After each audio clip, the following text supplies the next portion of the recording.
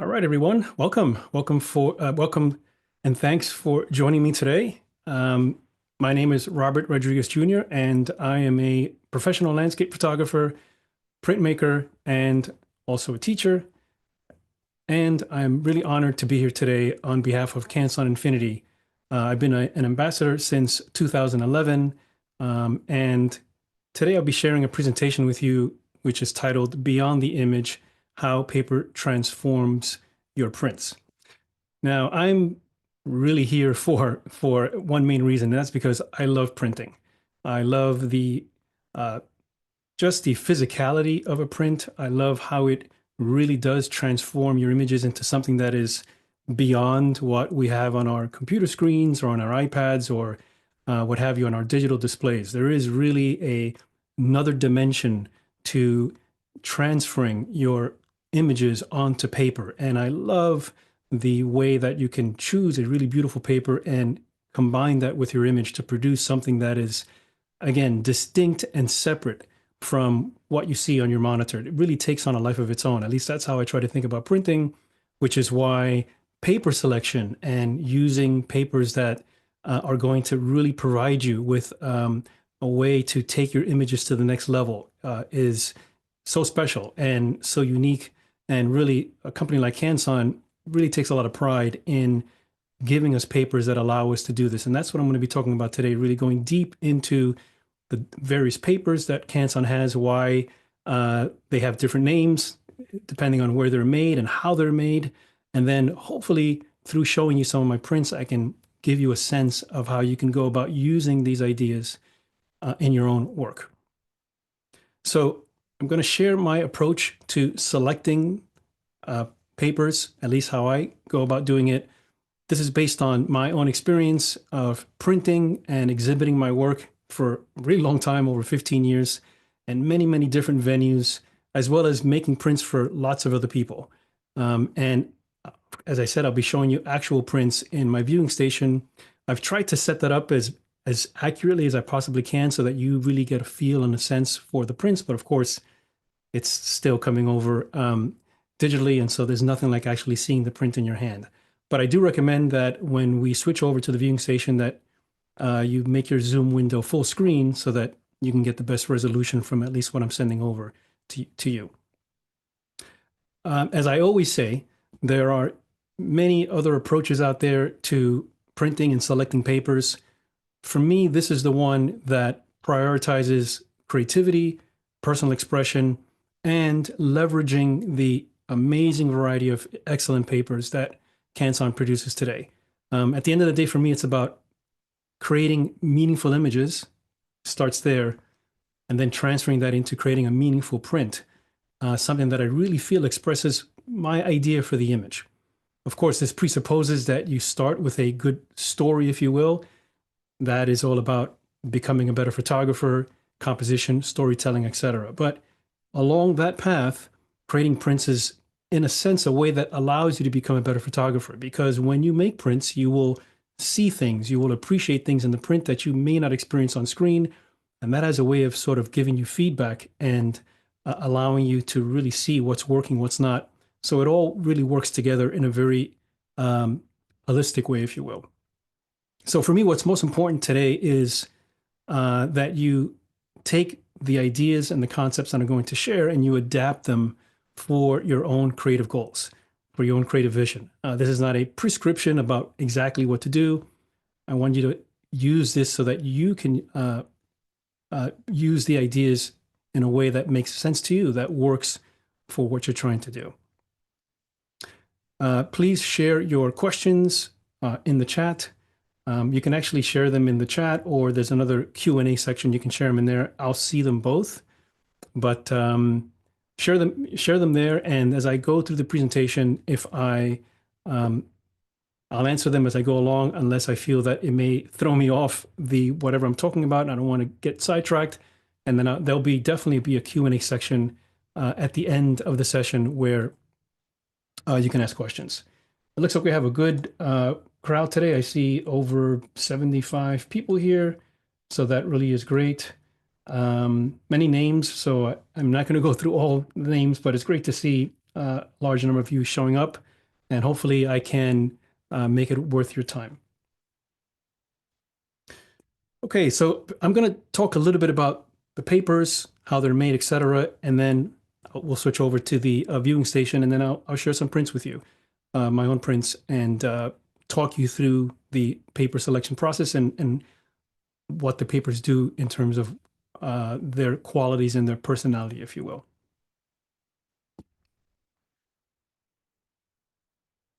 So let me share my approach to making papers. And the reason why I think this approach is particularly powerful is because it allows you to make printing a part of the creative process. As I mentioned before, you can really think about telling a story with your images. This is where Canson's papers, again, really shine because the wide range of textures and finishes, they all will preserve detail and color, but with a slightly different interpretation. As Ansel Adams would say, a different performance. And so, as I said, learning the personality of these papers, you don't have to know all of them. Hopefully, I can share a structure, if you will, for how you might go about picking from the different categories. But learning what they do, and particularly how the paper complements your image, is going to give you a real sense of being more confident about selecting papers and experimenting, of course.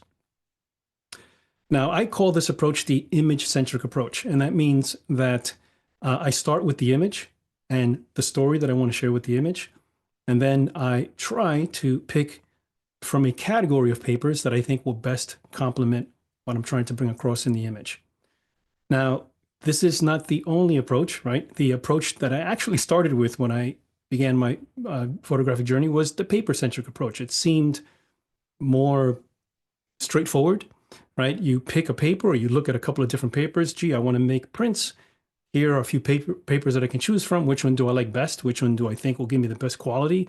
Whatever that means, but that's how we start.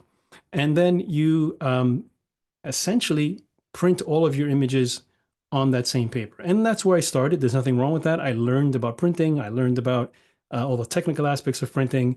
And I started to really appreciate the power of a print, particularly if you show it to someone else or you say to someone else, hey, check out this print, right? There's just something about them holding the print in their hands that just demands a lot more attention.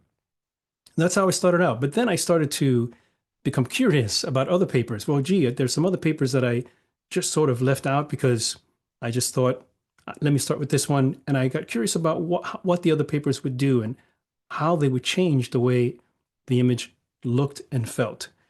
Slowly, I started to realize that maybe I can think about the paper, I can think about the image and select the best paper. And that became what I call the image-centric approach. So again, I think about the image, I think about the story I'm trying to tell, and sometimes that story is not so clear. That's okay. That's a part of the photographic process, becoming better with our photography, improving our composition, all those things. But slowly you get a sense, or you should have a sense, I want something that's dramatic, I want something that's soft, I want something that has a certain feel, I want something that looks more realistic or in your face. I want something that's a little more relaxed, more subdued, more subtle. All of these words you can use because the papers will actually imbue your images with these characteristics, if you will. So when someone asks me what's the best paper for black and white, you can see that that's not a question that I consider. Of course, I understand where they're coming from, but I would ask them, well, what is it that you want to convey with this image? What is the image about? What's the story behind the image? And I think that, if you think about it, that really strengthens your vision as a photographer because you have to consider these questions beforehand. It makes your selection process more intentional. You're just not guessing at which paper to use or perhaps not taking advantage of all of the papers that are available. And they're not all just available because it's just more ways to sell paper. They really do have different characteristics. So let me start with the main characteristic here. I'm going to turn my camera off. And you can divide all papers into two broad categories. And that has to do with how much black a paper will hold, otherwise known as Dmax. And Dmax is important because it defines the total contrast that a paper can reproduce. So for me, this is the very first decision that I make. If there's kind of like if you think of like a decision tree, this is the first kind of thing that I think about, which is how much contrast or black do I think I want for my image? Because the Dmax of a paper will actually create some aesthetic characteristics in the image. So for example, more black density, uh, more contrast, right, is going to look more in your face, more aggressive, louder, if you will. Less density is going to produce a different quality to the image because it's softer, it's more subdued, more subtle, quieter, painterly, etc. And you'll see here that all of matte papers in general have less Dmax. Non-matte papers have more Dmax. That really is pretty much true. Anything like Platine, Baryta, Baryta Prestige, the RC papers like Photo Satin and Premium Gloss, they are all going to have the capability to produce more black. Matte papers, by definition, are not going to hold as much black. So you can really divide all the papers right there. All matte papers on one side, which is less Dmax, all non-matte papers on the other side, which is more Dmax. Now, within the matte paper range, there are differences. And as I mentioned before, less Dmax, they will have a softer, more expressive feel, if you will. You can use different words for this: painterly, less photographic, more fine art, kind of a fine art feel to them.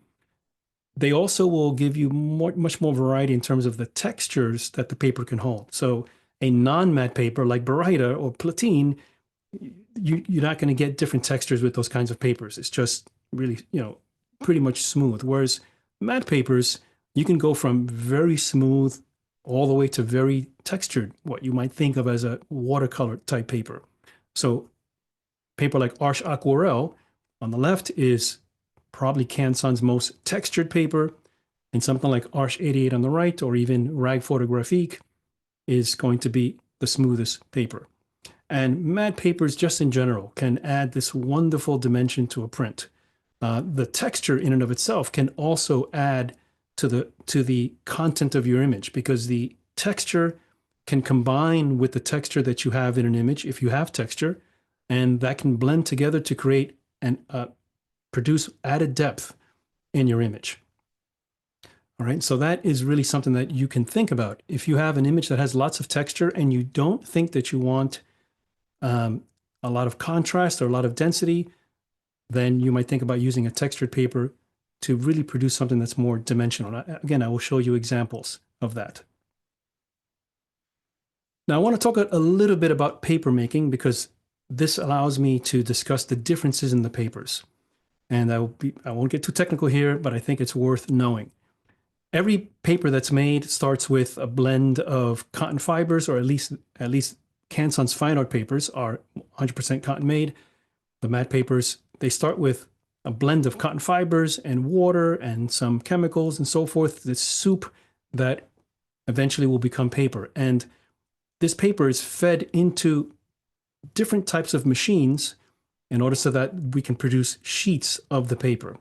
Now, there are two primary types of machines. One is a more modern machine, otherwise known as a Ford Rainier machine. And this machine, which is the one that Canson has at their headquarters in Annonay, France, gives you a more consistent surface. It looks more modern, meaning that it looks more like a photographic paper, very smooth, consistent, structured surface. And that is appealing to those who want a paper that, again, has a very consistent surface. Now, the other type of machine that you can make a paper on is what's called as a cylinder mold machine. And this is another kind of mill that has these kinds of machines. The Arches mill in France is one mill that has a cylinder mold machine, the other one being St. Cuthbert's in England. These machines will make a paper that has a much more handmade feel. The textures are not as structured and regular as the modern machine. They're more random. So the way the fibers are put together in these machines is random, which means that you get a more distinct and a more handmade kind of look to them. They're definitely going to appeal to those who want the greatest fine art appeal. And as I said, they have sort of random textures to them. So why is this important? Well, these are two types of matte papers. And when you look at Canson's line of papers, you'll notice that some of the papers have the name Arch in front of them. So for example, Arch 88, Arch BFK Reeves, Arch Aquarel, and then some have the Somerset name. This has to do with where the papers are made, the mill. So the Arch papers are made at the Arch mill, as I mentioned. The Somerset papers, which are made at the St. Cuthbert's mill in England, these are very recent papers that Canson has come out with. These are also cylinder mold made papers. They're going, again, to give you this very beautiful, random, handmade look and feel. So papers like enhanced velvet, enhanced satin, and watercolor rag. The remainder of Canson's papers, the ones that have been around for the longest since Canson Infinity started, those are going to be rag photographique, edition etching rag, and now rag 2, vellum museum rag, printmaking rag. These papers are made on a more modern Ford Rainier machine. So I'm not telling you which ones are better or worse. I'm giving you the things to think about in terms of the quality and the characteristics of the papers. The modern made papers, again, rag photographique, are going to be more structured, more consistent, if you will. The cylinder mold papers are when you're looking for something that really has a handmade feel to them. Again, these are all matte papers, so they're still going to have less density or less Dmax than a non-matte paper. So let's talk about non-matte papers now. And these are the papers that we're familiar with because they really have that maximum impact in terms of the colors and the textures. Platine is in the non-matte finish. Someone just asked a question about platine. So platine fiber rag is a non-matte paper, same as Baryta, Baryta Photographique, Baryta Prestige, as well as the RC papers like Photo Satin and Premium Gloss. So this is the, if the matte papers are on one side of the category, these are on the other side. These are going to give you the greatest amount of black, greatest amount of density, Dmax. They're generally going to give you a much smoother surface. They're also going to be more reflective, right? Because they are shinier, if you will, so that you're going to get, I wouldn't call it glare, but you're going to get some reflection that you don't get on the matte papers. But the, what you get for that is that they will be louder, more aggressive, very high impact. And there's a place for that. There's a place for that artistically and aesthetically. And so if you're looking for something that is much more aggressive, another key distinction about the high Dmax papers is that if you need more shadow separation, okay, if you need to separate your tones and the shadows and you want to get more detail in your shadows, then a non-matte paper will generally be better because you have more black, and since you have more black, you have more tones that the paper can produce. And so if I'm looking for something like that, Platine or Baryta, that's usually one of the papers that I select when the shadows are what I would call a major compositional component of an image. And again, I will show you examples of that. The rag photographique is part of the matte papers. So I'm going to go back one. Rag photographique is in the modern papers made on the modern Ford Rainier machine, but still a matte paper, right? And rag photographique has been around forever. It's one of my favorite papers, but I have been experimenting and using more of the cylinder mold papers, and I really love those. Again, I'll show you examples when we get over to looking at prints. Now, another question you might be thinking is, well, gee, that's a lot of papers, 4 or 5, 5 in terms of the modern papers and the mold-made papers. That's 11 or 12 in the matte side, plus then another 4 or 5 in the non-matte paper. That's a lot. How, it can get expensive, etc. And this is where, number one, knowing what the papers are capable of, and number two, having a sense of what you want to say with your image. There's always going to be a little bit of experimentation, of course, but if you have a sense of what you want to convey with your image, what you're going for, what your images are about, and you know what the papers are going to do to the image, you don't really have to try them all. You can sort of zero in, if you will, on the types of papers that are going to work best for your images. And this is what I do. So for me and the work that I do, the kinds of images that I make, generally speaking, okay, this is not an absolute, but 80 or 90% of the time, I'm making nature, landscapes, and I'm looking for a particular feel and look from the images because that's what I'm trying to convey as an artist. Okay. I generally tend to go for matte papers. I use matte papers more often than non-matte papers.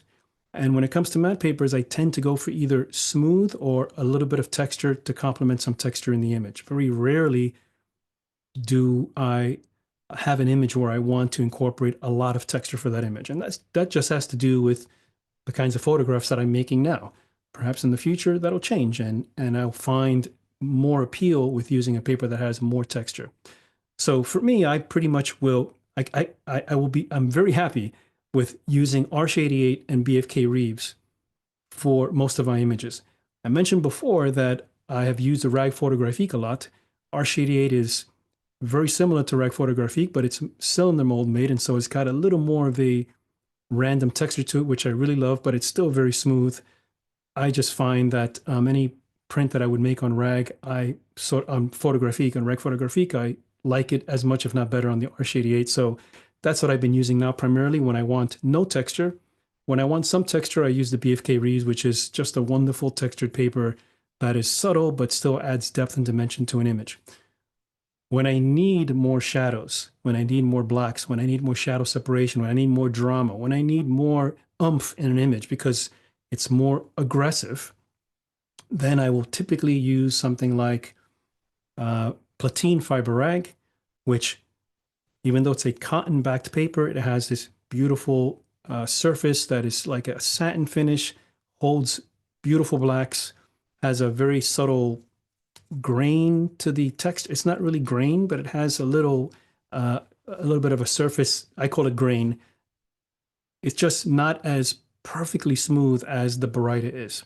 And sometimes I want the Baryta. Baryta is going to be the paper that is most like a traditional photograph from the darkroom. Really smooth, really flat, and very punchy. And that's great. Knowing what the papers can do is great because now you can use those as tools in your process. So, having talked about the a little bit about the papers and what they do, let's go over.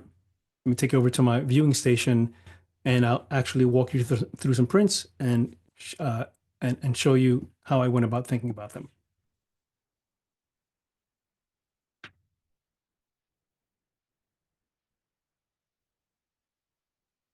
Okay, so this first print here is on Rag Photographique. Most of these prints that I'm going to show you, if not all of them, I'm not 100% sure of all of them, but most of them are printed on a Canon Pro 1000. This is on Rag Photographique. As I mentioned, this is the first paper that I really fell in love with from Canson.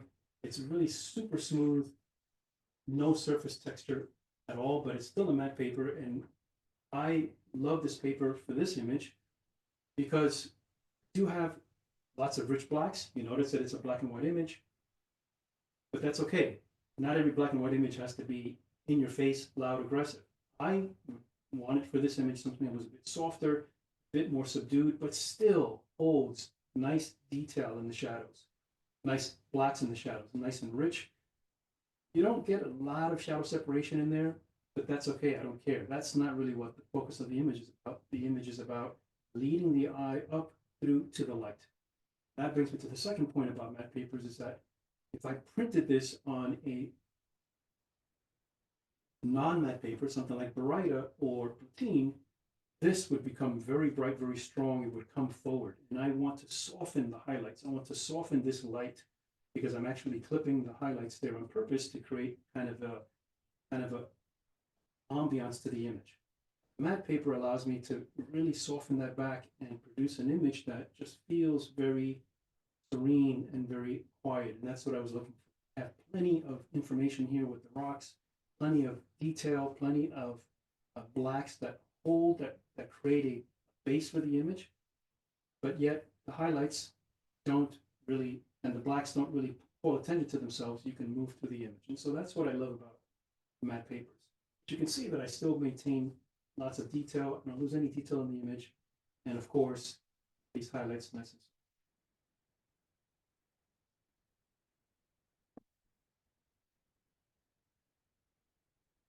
Next image is printed on Arch 88.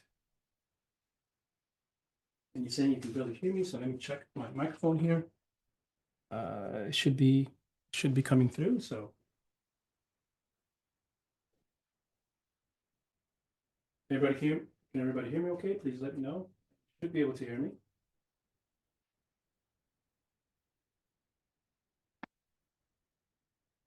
All right, so this image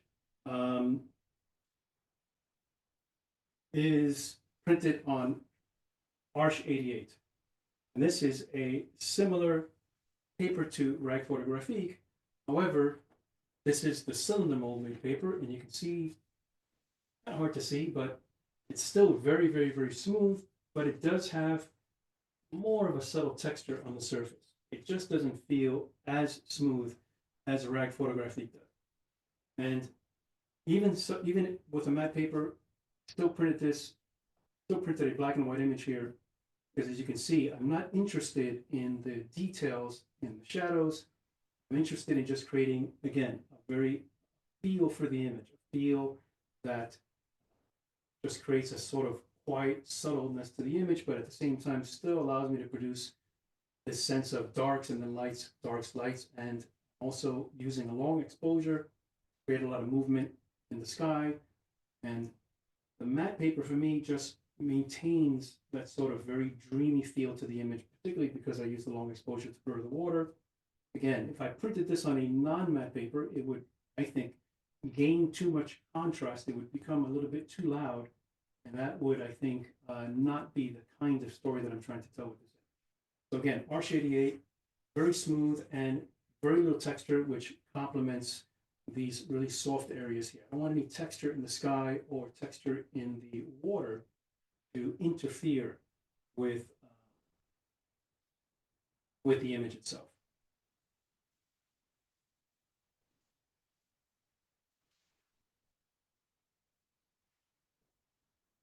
This next image here is this next print. This is also printed on Arch 88, and same thing as before. Okay, Arch 88, very little texture, if any at all, but again, still holds beautiful darks, but not super detailed. So I'm able to create, again, a feel for the image. What I'm trying to highlight in this picture, in this print, is not the shadows here, but really the sense of movement through the image to the light. And once again, because this light is sort of has a certain dramatic feel to it, it feels very airy and moody and has a certain ambiance to it. The matte paper just allows this to really become a little softer. Colors come through in a more painterly way, if you will. That's a good word I guess I could use for this image. It's to be more painterly, more nuanced. And yet you can see here that we still have a lot of detail in the foreground. See all these little grasses here, these little blades of grass poking through the water. So I don't lose any detail there, but it just, again, has a very softish feel to the image that is what, again, I'm trying to convey with the image. I've got my main darks here, so I don't need rich darks. I would make the trees come forward. I want everything to kind of blend together. And softness, or the less density of the paper, allows those things to combine a little.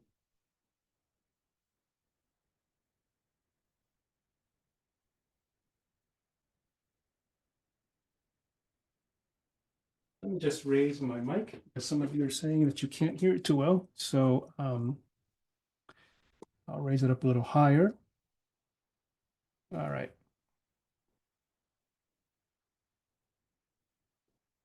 Okay, so this next image is printed on Arch BFK.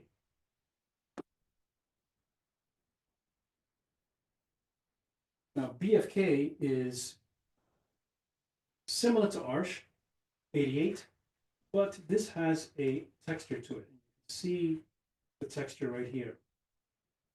I hope you can see that texture there. And that texture, you can see, complements this image really, really well because I've got a lot of texture throughout the entire image. Even the sky has texture in it. It's not like it's a plain blue sky. There's a lot of textures going on throughout the image. So texture in the paper complements the image really well, and that allows the image to become more dimensional. See how I've focused the composition is focused on the foreground with these beautiful shapes here.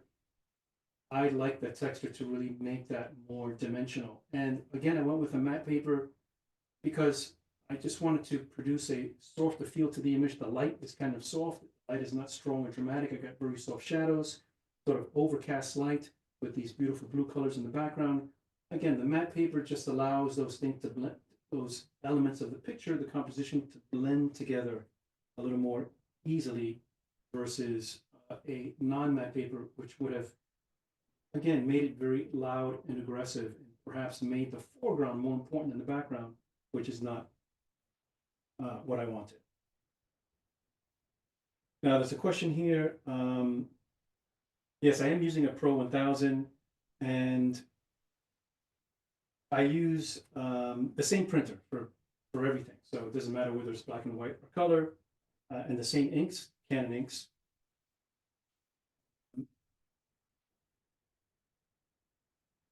Okay.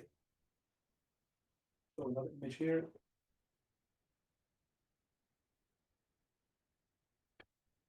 This is another image that is printed on BFK Reeve, same as before, and same idea in terms of why I chose this paper. I love BFK. You can see the texture here, very subtle texture, and because it's cylinder, made on a cylinder mold, texture is very random, right? So it's not like the same uniform pattern. It just changes throughout. That just gives the paper more of a fine art appeal. And again, for this image, it's not about the blacks. It's really about the shapes and moving your eye through the image. Light area up here, these major shapes. I want it to be as graphic and even perhaps a little bit abstract. Using a non-matte paper, something like Platine, would definitely make these black areas stand out more. And so that would not be what I'm looking for. Now, there's a question about BFK pure white versus natural white. This paper comes in two different variations. This is the pure white, and then there's a natural white. As far as I know, the textures are the same in both. So I haven't noticed that the texture is greater in one or the other, just how bright the surface is. Some folks like the pure white, some like the more natural white.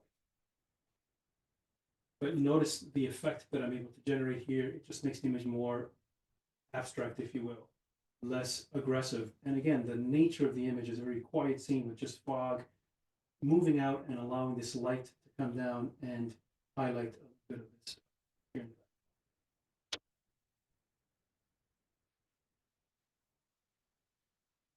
All right, now this, I'm going to show you a different paper now. This is the new line that Canson released from papers that are made at the St. Cuthbert's Mill, and this is Somerset Enhanced Velvet.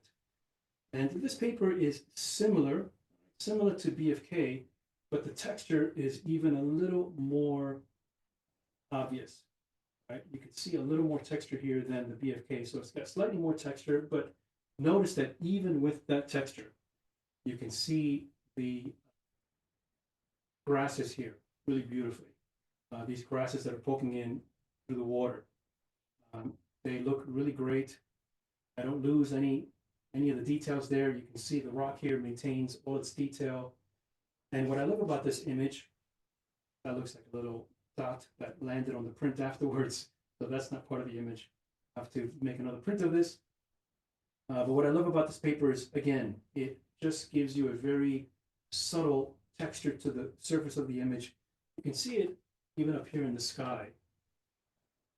There's a little texture to it, but it doesn't interfere with the image. You can still separate the water from the rock, from the land very easily, and the colors come through really beautifully. So the colors are allowed to be a little more expressive without the super rich darks getting in the way, which is what would happen if I printed this on a non-matte paper. Again, this is how I choose to express these images.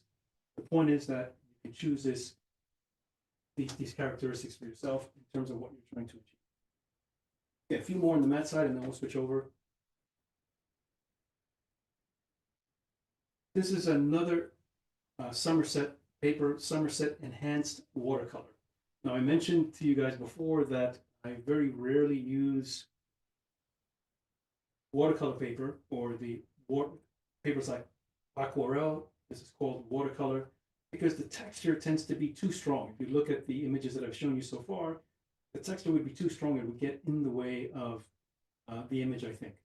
But in this type of image, where there's pretty much texture throughout, got a lot of texture in these fern leaves in the background, then the aquarelle does a beautiful job. See, hopefully you can see some of that texture.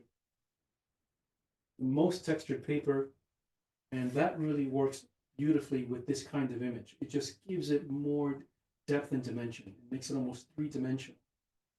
And also the colors, I think, come through really beautifully. So this new Somerset paper, all three of them, whether it's the enhanced velvet, the watercolor, or the satin, they do a great job with colors, nice and rich and vibrant, but yet they maintain the softness of the subject matter, at least for me in this image.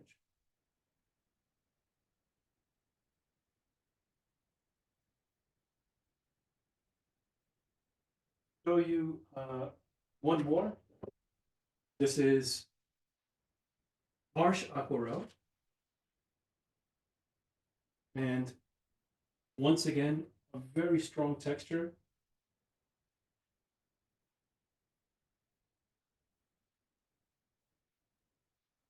And you can see why I chose it for this image. I hope you can start to see kind of a pattern of why I'm choosing these papers. This is really a small kind of abstract scene, this canyon with these beautiful formations, textures in the image, and that to me just kind of calls out for a paper that can complement those textures throughout. That really gives the print a wonderfully dimensional feel to it. You can almost imagine touching those textures just by looking at the print. So for this, one of those rare occasions when I decided to use a heavily textured paper, again, this is Arch Aquarelle, printed on my Pro 1000. Again, as I mentioned, I'm using Canon for all these prints. Colors come through beautifully. I get nice shadow areas, but the color and the texture is really beautiful. And for me, this is the best choice right now for the paper that I would use for this image.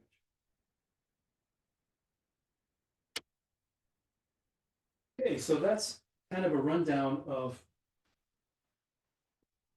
matte papers. Now let me show you some images that I printed on non-matte papers to give you a sense of why I chose a non-matte paper. So clear. All right, so even though this is a black and white image, but that's not the reason why I chose a non-matte paper. I decided to print this on a non-matte paper. This is Baryta Photographique because the nature of the image demanded that I think that I use paper that gives me as much black as possible. I really wanted a more aggressive look to the image. The image is has more shadow details. I wanted to really separate the tones here in the foreground. I got very subtle differences in the tones between these rocks and also the sand here, the wetness of the water here. I wanted to really project that, and that is best done with a non-matte paper, a satin or gloss paper like this. So you notice that I get a lot more definition here with the water that really separates it, and I get this beautiful separation between the sky and the clouds. And Baryta is the smoothest non-matte paper that Canson has. So I'm able to maintain all of the various textures here. Really, really smooth where I don't want any texture, to down here where there's some texture in the image, but I don't want to minimize that texture by using texture on the paper. So a smooth paper allows the differences in the texture of the image to come through as much as possible. Once you add texture to an image with the paper that you choose, you're sort of minimizing the differences in texture in the image. And I wanted to maintain this separation of textures very smooth here, and then the textures in the image come through here. Therefore, really smooth paper like this is going to be ideal. And again, the blacks give me that punchiness that I was looking for.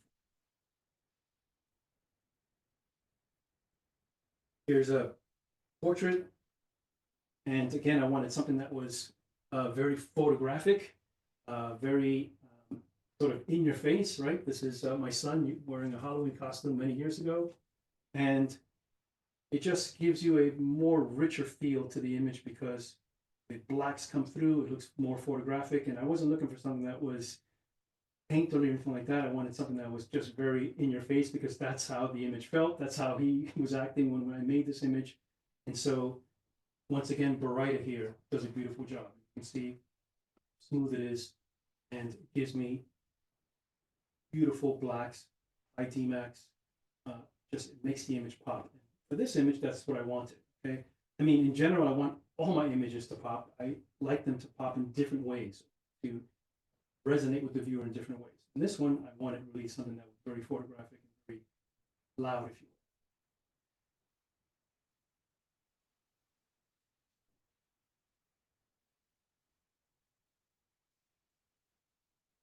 This is also printed on Baryta. And again, Baryta is one of Canson's really beautiful papers. It's an alpha cellulose backing, but it has this beautiful Baryta finish that gives you just wonderful richness in the darks. And this image, which is a reflection in water, you can see how it really lets the water shine, if you will. And it has a certain quality to it that really comes through. And that's what I was looking for in this picture. It was, I wanted the reflection to really, to really preserve that sense of the shininess of the water and the reflection. And so Baryta for me was an easy choice. I may have printed this on a matte paper, and while it took on a different quality, it wasn't the quality that I was looking for. I wanted something that was much more aggressive. Colors, shapes, and also again, this effect of the water. If you've got water that you really want to project, for example, something that's shiny, well, the paper is shiny. The paper has a shine to it. It's going to be more reflective, and that's going to give you that effect of producing back in your.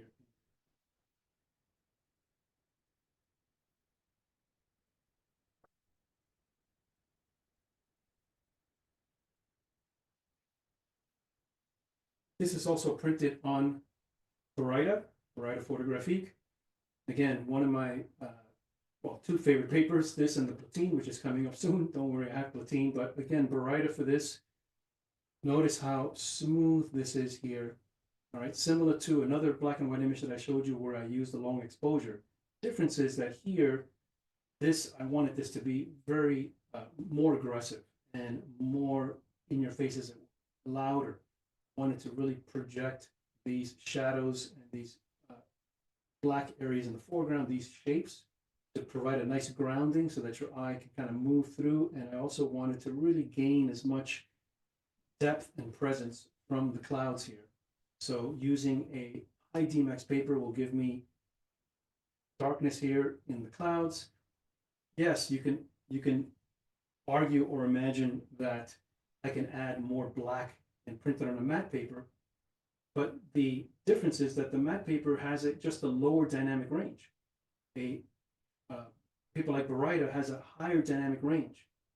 So the difference between the lights and the darks is going to be greater, giving me in this case more of the feel that I'm looking for. Just a more contrasty image that translates into particular energy to the image.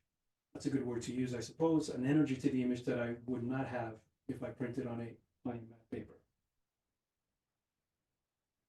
Baryta, all of Canson's papers, all of the fine art papers do not have any OBAs.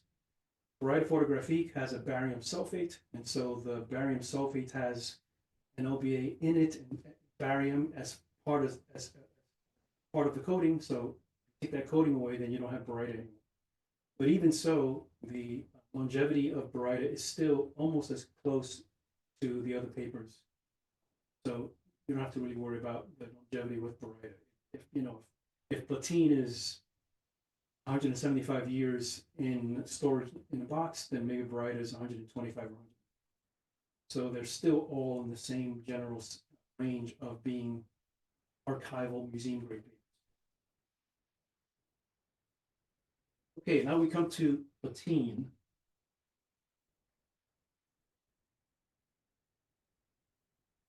And I like platine because it does two things.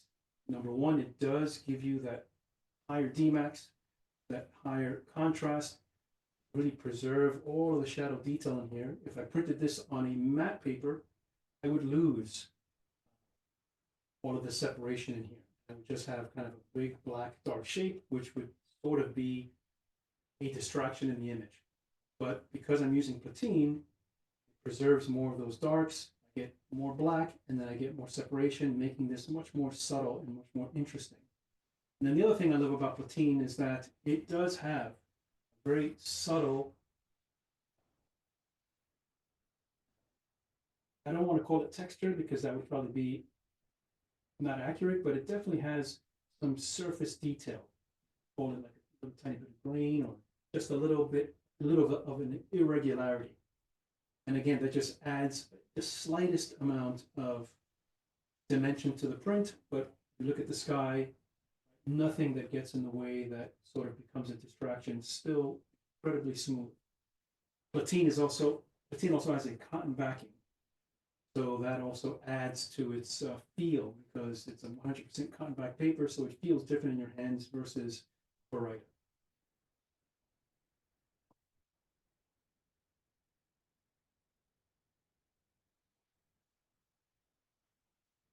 Here's another platine, and same idea.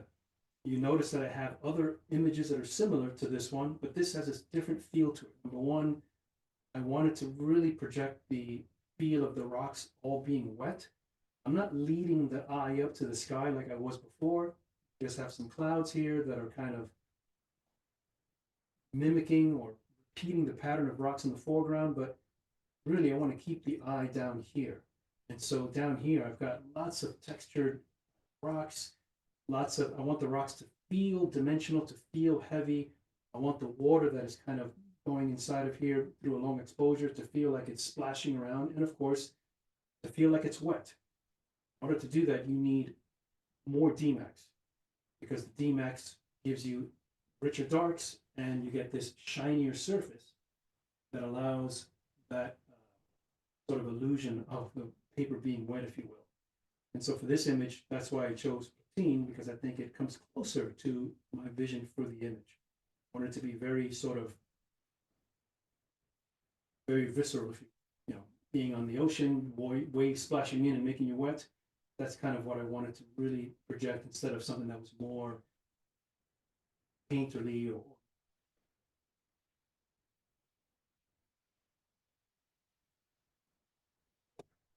here's another image of the print. This is also printed on platine. I could have printed this on Baryta, of course, but I printed this on platine because you notice that the surface of the ice here has lots of texture and just lots of little details. And so why not take advantage of platine, which will give me a little bit of that surface interest that I mentioned before. But more importantly than that, I use platine because as a paper that has more Dmax, more contrast, more black, it really makes the ice much more, not sure what word to use, it makes it more dimensional, more textured, more real, more concrete, if you will, right? It just projects the ice more in a way where a matte paper would soften it. And ice isn't really soft. It's not, feel that I'm looking for here is not something that's soft or subdued or quiet. And I'm looking for something that's more aggressive. That's why I used or chose platine because of that higher contrast level, the higher Dmax. Right? So we can talk about textures and everything, but as I said before, the very first decision that I think about is, do I think I want more black or less black? And for this, I'm pretty confident that I wanted more. And one last image. This is printed on, also printed on platine, and I probably could have printed this on Baryta as well and gotten a similar look and feel. Baryta or platine are going to give me the greater contrast, more separation in the shadows. Okay, here I've got lots of detail here that I wanted to preserve in the shadows here, these little bushes that are just catching the first moments of light. And higher Dmax paper, more contrast, allows me to preserve those little subtleties there. Matte paper, it probably would have softened that a bit in a way that I didn't want. I really wanted to maintain this here because that's a major portion of the image. So I didn't want the eye just to immediately go here right away. I also wanted to maintain some interest here. But of course, my main shapes here, which are just these repeating patterns, with the platine, that really makes them very dramatic, very striking, and it, in a sense, preserves the feel that I had, which is this dramatic moment with the sun coming up and backlighting these amazing Joshua trees. And so platine for me, I think here works better. It was a very dramatic sort of eye-opening experience, and that's what I wanted to preserve. That's different with the matte paper. Matte paper would project other types of feelings or other types of ideas about the image. And so again, this is how you can start to think about selecting a paper, knowing what the paper will do to your image, and learning. I mean, all of this is a process of learning about your images and learning about what the papers will do to the image.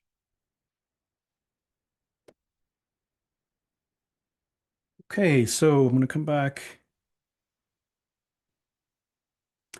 All right, so I'm back to my main setup here. I hope everyone could hear me fine. I don't think that I changed anything with the microphone, so I apologize if some of you couldn't hear me that well. Some said you could hear me okay, so all right, so I hope that was I hope that gave you some insights into selecting papers and also gave you some information about the papers, how they're made, really the process that Canson goes through to produce these papers and why they have the names that they do, because it really is about using these very traditional paper making processes that produce this beautiful paper. And you know, as far as I know, Canson is probably one of the very few companies that is producing their papers at 3 different mills that are under the umbrella of Canson. Most other paper manufacturers are outsourcing. This gives Canson a lot of control over quality, a lot of control over consistency over time. And of course, everything is tested. I've been to the mill in France, and it's unbelievable the amount of attention and detail that goes into making sure that every paper that comes off the mill is up to their spec and their standards. And that little bit of improvement every time means that your prints will get will benefit from those from that excellence that Canson is putting into the papers. You know, when I do an exhibition or show my work in a gallery, what have you, you know, Canson is not there.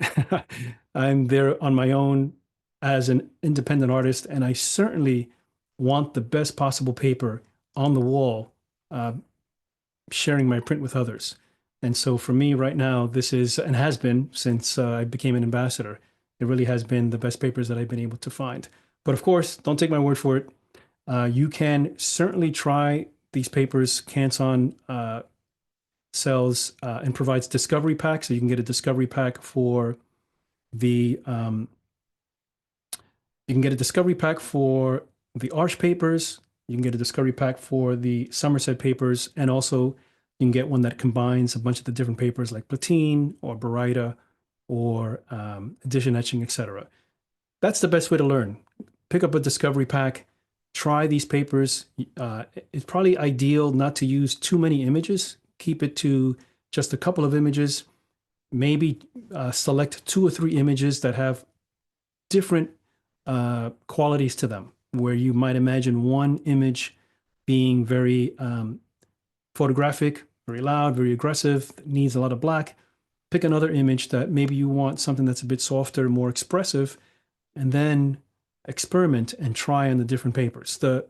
The fewer options you use when you're learning, the more you'll be able to see what the papers do. Because if you use different images for different papers, you won't know exactly what's changing. I've gone through stages where of course, I printed the same image on 4 or 5 different papers and compared.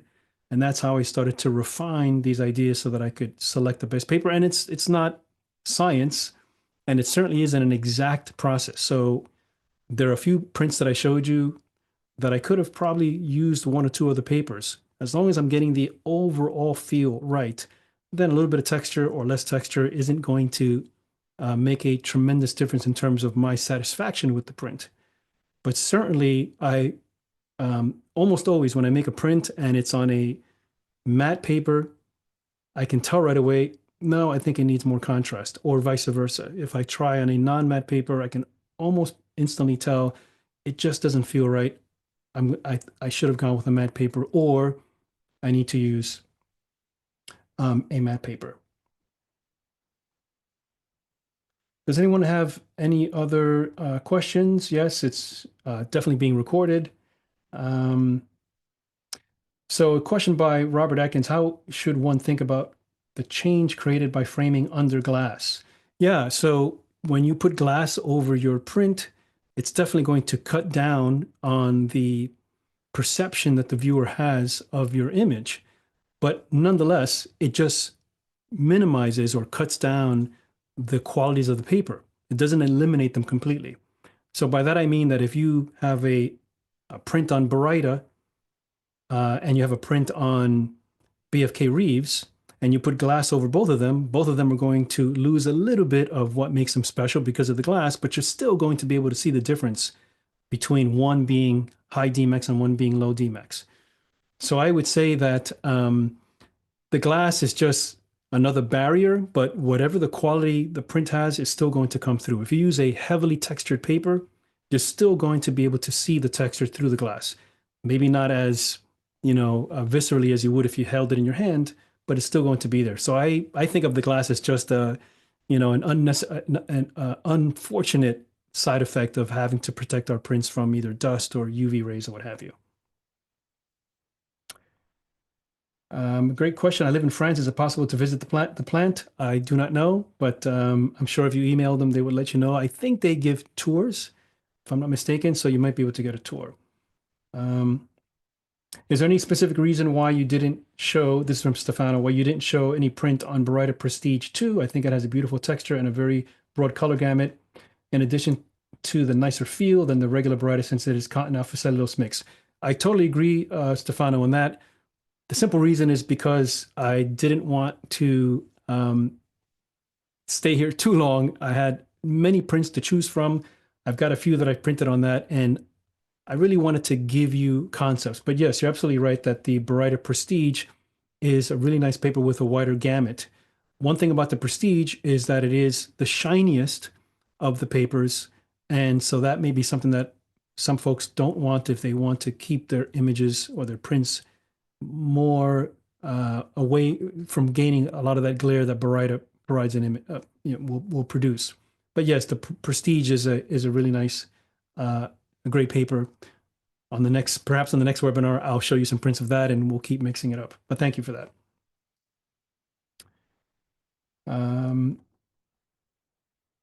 Are rolls of paper available to print with a P900 roll feeder? I believe the smallest roll paper that Canson sells is 17-inch. And so as long as your printer is 17-inch, I think the P900 is, then yes, you should be okay. Superb presentation, Joachim. Thank you. Appreciate that. Kate, thanks this was very helpful for someone just starting out. Great. Appreciate that.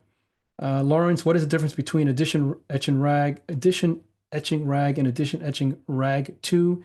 Is rag 2 identifiable from the packaging? Yes, it's definitely identifiable from the packaging.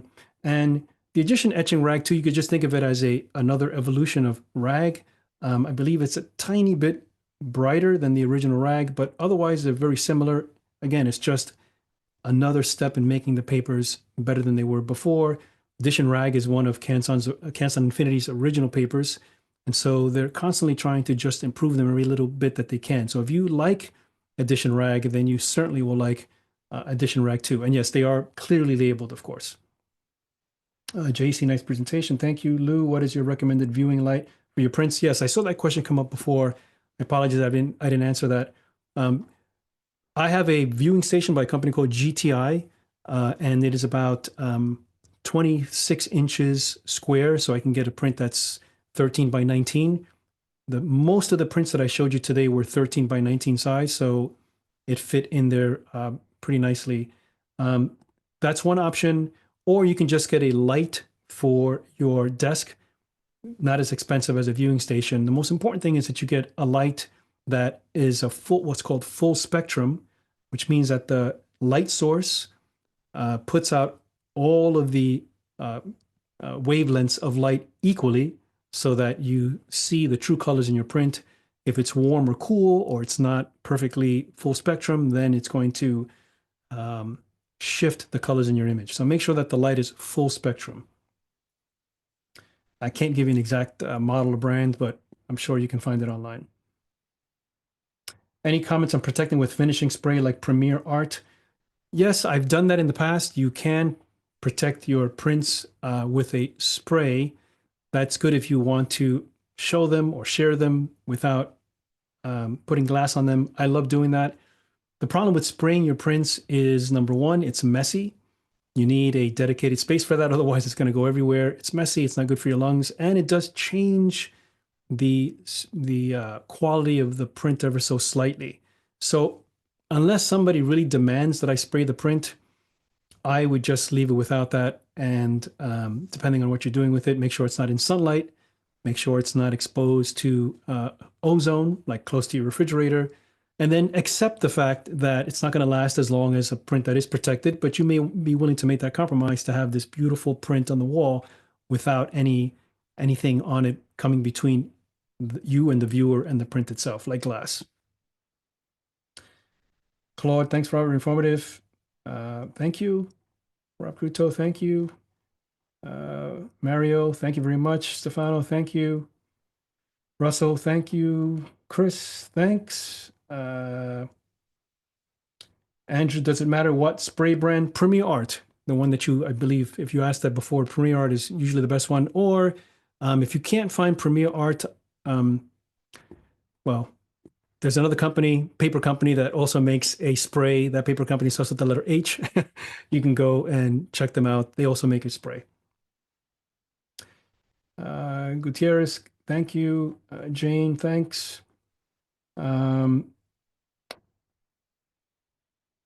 John, I use the Pro 1000. Yes, I love my Pro 1000. Love Canon printers in general. Epson are great as well. I have an Epson P800, but if I was forced to choose, I would probably go with the Canon.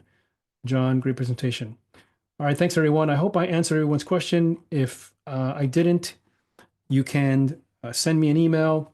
You can find more about me and my work at creativepathworkshops.com. And I also have the Creative Path Academy there, which is a membership program that is designed to help photographers unlock their creative potential through visual storytelling. And yes, we do. That includes making prints on Canson paper that let you express your vision. Thanks very much, everybody. I appreciate it. And see you on the next one.